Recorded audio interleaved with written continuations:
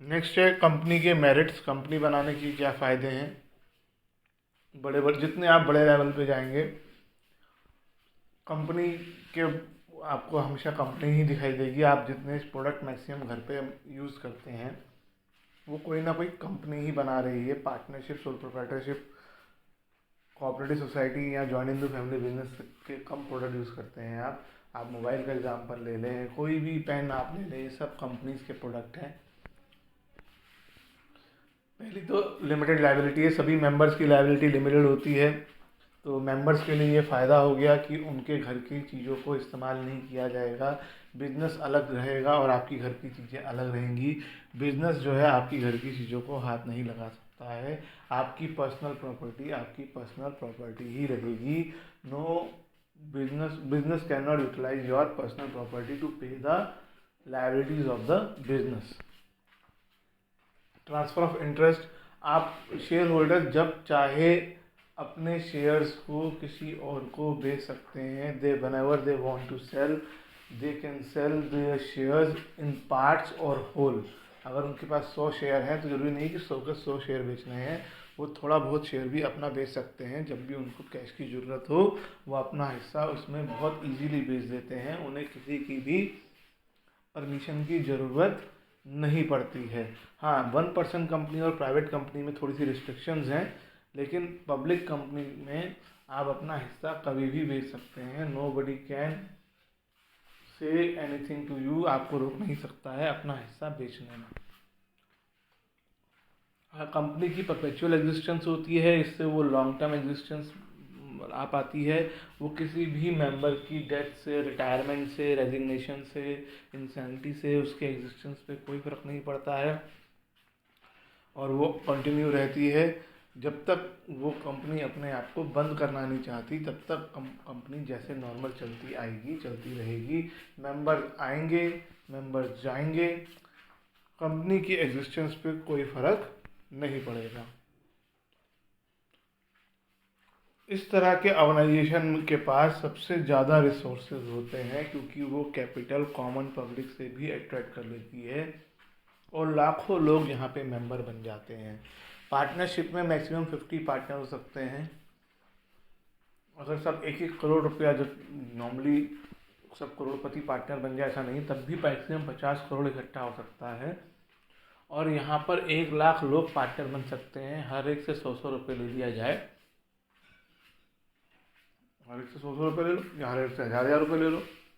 हर एक से 1000-1000 रुपये ले लोगे तब भी क्या कहते हैं 10 करोड़ आ गए, है ना। किसी ने ज़्यादा दिए, किसी ने कम दिए तो और ज़्यादा आ जाएंगे। तो यहाँ पर एक्सपेंड करने की, यहाँ पे बिजनेस को और बड़ा करने की पॉसिबिलिटी ज़्यादा होती है क्योंकि ये इजीली मार्केट से, शेयर मार्केट से यानी पब्लिक से पैसा कलेक्ट कर लेते हैं और इवन इनको लोन्स भी आसानी से मिल जाते हैं क्योंकि ये पहले ही लार्ज लेवल पे काम कर रहे होते हैं। जो इनके यहाँ बिजनेस को मैनेज करने वाले लोग होते हैं वो सब प्रोफेशनल्स होते हैं क्योंकि ये उनको हाई सैलरी पे करना अफोर्ड कर पाते हैं। इनके पास इतना पैसा होता है कि ये हर चीज़ के लिए स्पेशलिस्ट अपॉइंट करते हैं और स्पेशलाइजेशन का फ़ायदा ये मिलता है कि मैक्सिमम आउटपुट होता है, कोई वेस्टेज कम से कम होती है। एक्सपर्ट्स हर चीज़ डिपार्टमेंट को संभालते हैं जिसकी वजह से हमारा आउटपुट प्रोडक्शन ज़्यादा से ज़्यादा होता है, हमें अच्छे से अच्छा रिज़ल्ट मिलता है। अब कंपनी में कमियां क्या है। कंपनी में कमियां भी बहुत हैं। बहुत मुश्किल है फॉर्मेशन, बहुत कॉम्प्लिकेटेड प्रोसेस है, टाइम कंज्यूमिंग के साथ साथ एक्सपेंसिव प्रोसेस भी है, लेंदी भी है, टाइम भी लगाएगा। ये नहीं कि आपने आज सोचा आज ही बन गई। उसके साथ साथ पैसे भी बहुत खर्च होंगे कंपनी को फॉर्म करने के लिए। कंपनी के रिकॉर्ड्स कभी भी सीक्रेट नहीं रखे जा सकते हैं।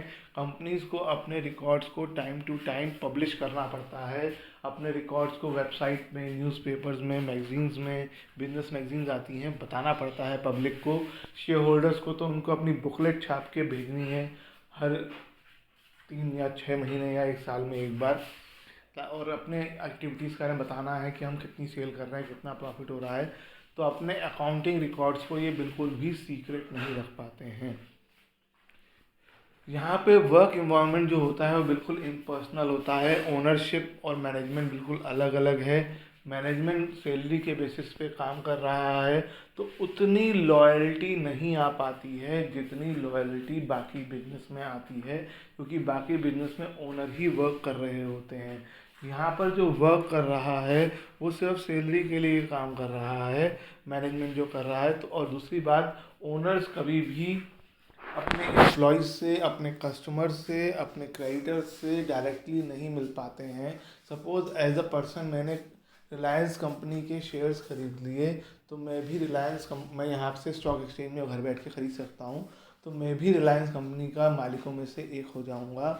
लेकिन मैं कभी भी उनके एम्प्लॉयज़ से नहीं मिलूँगा, ना ही उनके कस्टमर से डायरेक्टली मिलूँगा ये कहकर कि मैं कंपनी का मालिक हूँ। तो ऐसा हो सकता है कि आपके आस पास जान पहचान में बहुत सारे रिलायंस के मालिक घूम रहे हों, लेकिन एज अ कस्टमर भी वो आपको कभी ट्रीट नहीं करते। आप उनसे नहीं कह सकते कि वो आपको कभी नहीं बताते होंगे मैं कंपनी का मालिक हूँ, या आप उनसे नहीं कह सकते हो कि आप कंपनी के मालिक हो और मेरे साथ ऐसी डीलिंग करो। न्यूमरस रेगुलेशंस, बहुत रूल्स और रेगुलेशंस फॉलो करने पड़ते हैं इनको।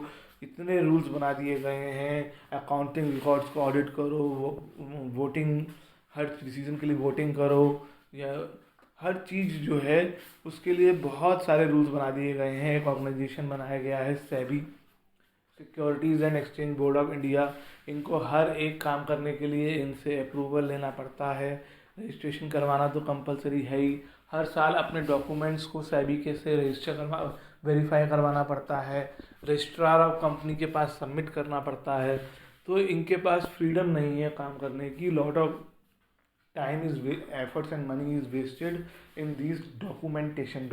जैसे हमारे गवर्नमेंट में भी ऐसा ही होता है, जब केवी में हम काम करते हैं तो बहुत सारी डॉक्यूमेंटेशन में टाइम और पैसा वेस्ट होता है as comparison to a private school. वैसे ही यहाँ पर भी बहुत सारी डॉक्यूमेंटेशन की जाती है।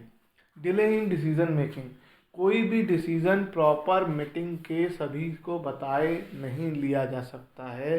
स्पेशली वो डिसीज़न जिसमें बहुत बड़ी बड़ी अमाउंट्स इन्वॉल्व हों, तो इसकी वजह से हम हमेशा डिसीज़न में डिले होता है और कई बार हम आने वाली अपॉर्चुनिटीज़ का फ़ायदा नहीं उठा पाते हैं। हमें अचानक कोई मौका मिला है तो उस मौके का फ़ायदा हम नहीं उठा पाते हैं।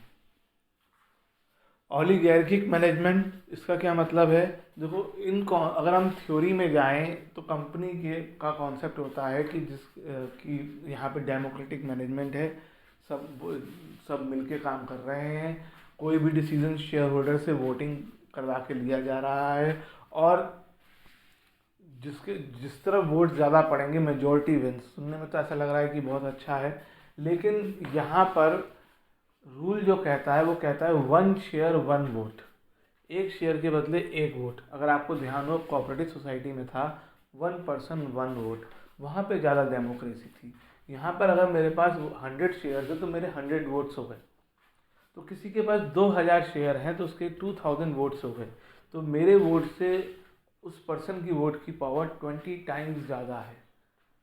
तो यहाँ पर यही होता है कि जो कुछ लोग हैं वो जो क्या करते हैं कि सबसे ज़्यादा शेयर्स अपने पास रख लेते हैं, जैसे अंबानी ने किया हुआ है कि उन्होंने मैक्सिमम शेयर्स अपने पास, अपने बेटे, अपनी वाइफ और अपने नाम कर दिए हैं अंबानी ने।